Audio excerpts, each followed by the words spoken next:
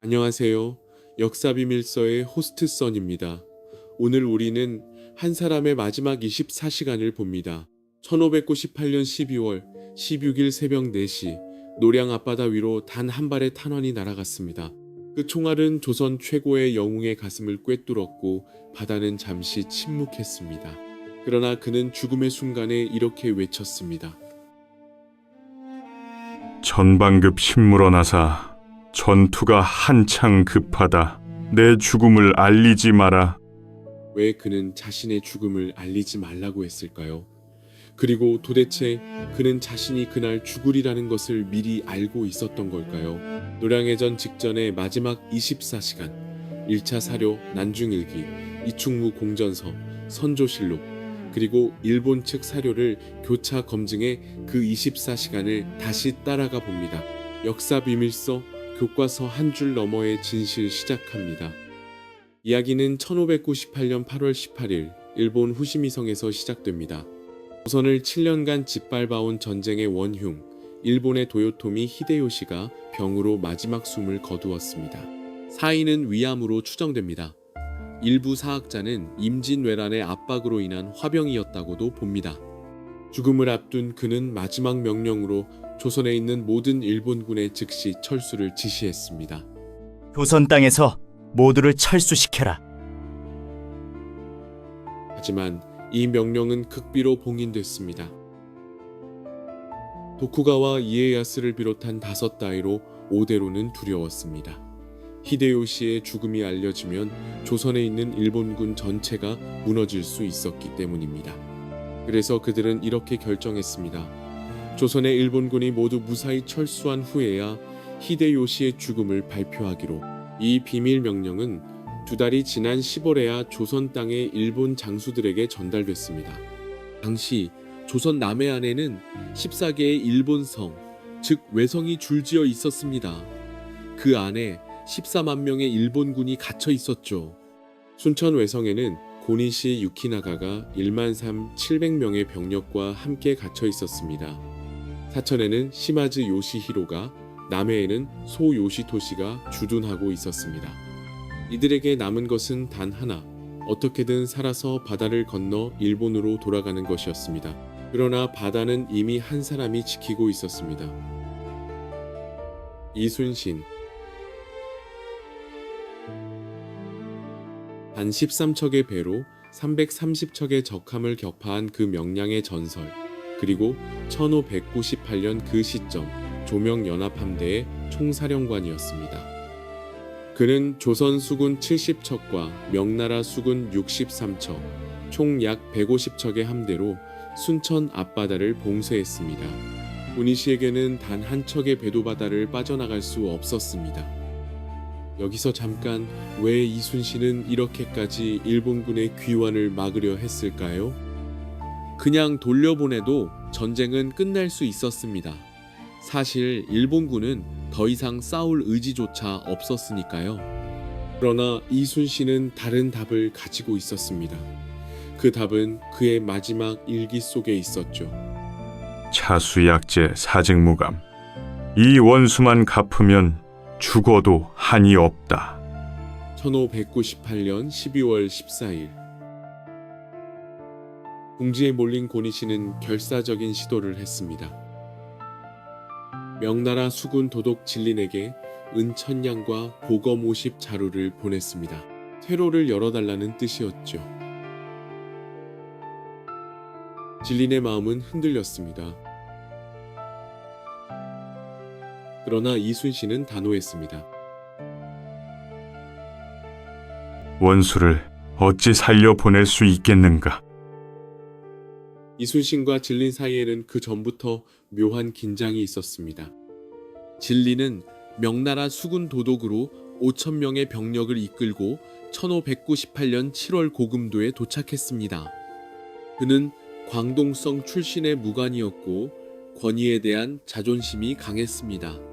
이순신과 진린 사이에는 전공 다툼, 수급을 둘러싼 강탈 사건, 그리고 작전 수행 문제까지 묻지 못한 갈등이 쌓여 있었습니다. 그러나 이순신은 그 모든 것을 단 하나의 원칙으로 잠재웠습니다. 이 원수는 살려보낼 수 없다. 12월 15일 낮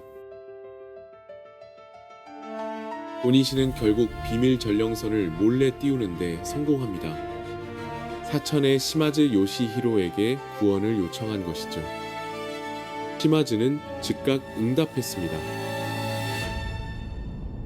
사천의 시마즈, 고성의 다치바나 시게토라, 남해의 소요시토시가 합류해 6만 명의 병력과 500여 척의 대함대가 노량을 향해 출격했습니다.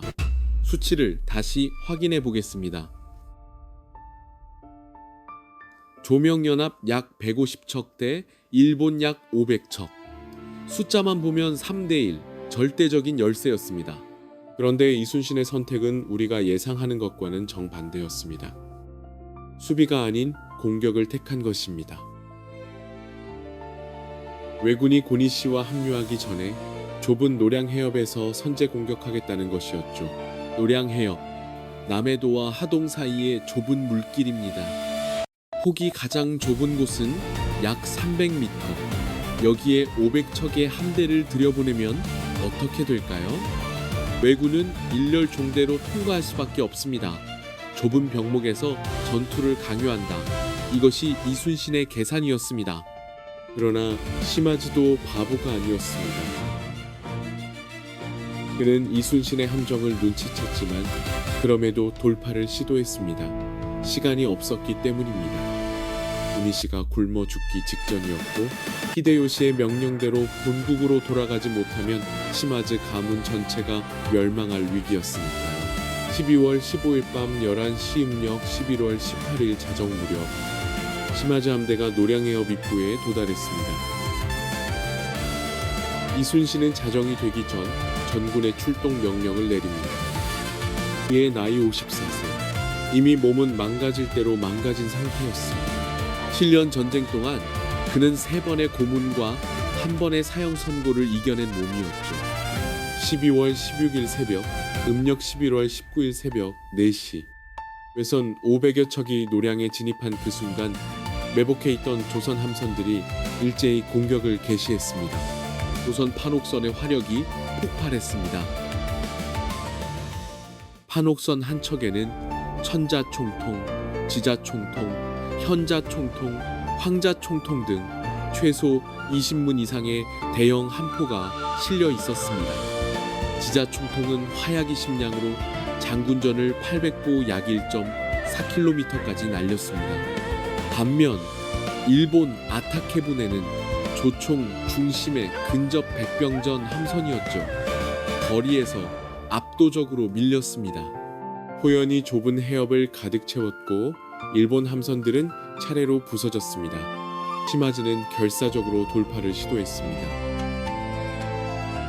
약 4시간의 격전. 일본은 전선 350여 척이 파손되며 회색이 짙어졌습니다. 이순신은 퇴각하는 일본군을 끝까지 추격했습니다. 200여 척을 불태우며 남해 경계까지 밀어붙였죠. 그리고 관음포 앞바다 그 마지막 추격의 순간이었습니다. 한 발의 일본군 탄환이 이순신의 가슴을 꿰뚫었습니다. 그는 즉시 알았을 것입니다. 자신이 이 전투에서 살아남지 못하리라는 것을. 그러나 그가 마지막으로 한 것은 자신의 죽음이 아군에게 알려지는 것을 막는 일이었습니다. 천방급 신물원하사, 전투가 한창 급하다. 내 죽음을 알리지 마라. 그의 마지막 명령이었습니다. 호카 이완이 곧장 그의 갑옷과 깃발을 들고 갑판에 섰습니다. 마치 이순신이 그대로 지휘하는 것처럼. 그리고 전투는 그가 여전히 살아있는 듯 끝까지 이어졌습니다. 고니시 유키나가는 이 혼란을 틈타 가까스로 노량을 빠져나갔습니다. 전투가 끝나고 이순신의 죽음이 처음으로 알려졌을 때 진리는 의자에서 땅으로 떨어져 가슴을 치며 크게 통곡했다고 합니다. 전공 다툼도 작전 갈등도 그 순간에는 모두 무의미했습니다. 그저 한 사람의 거대한 부재만이 있었습니다. 1598년 12월 16일 7년 전쟁이 끝났습니다. 그리고 그 전쟁을 끝낸 사람은 자신의 죽음으로 그것을 끝낸 사람이었습니다. 이충무공 이순신. 다시 처음의 질문으로 돌아옵니다. 그는 자신의 죽음을 미리 알고 있었을까요? 차수약제 사직무감. 이 원수만 갚으면 죽어도 한이 없다. 이 한 줄은 이미 자기 죽음을 결정의 일부로 받아들인 자의 글입니다. 확정된 답은 사료에 없습니다. 그러나 그가 노량으로 가는 그 새벽에 자신이 무엇을 끝내려 하는지는 알고 있었습니다.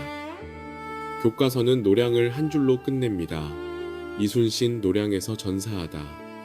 그러나 그 한 줄 너머에는 한 사람의 마지막 24시간 끝내 말하지 않은 한 줄이 있습니다. 역사 비밀서 교과서 한 줄 너머의 진실. 다음 비밀에서 다시 만나요. 구독과 알림 설정을 해두시면 새로 열리는 비밀을 가장 먼저 만나실 수 있습니다. 지금까지 호스트 써니였습니다.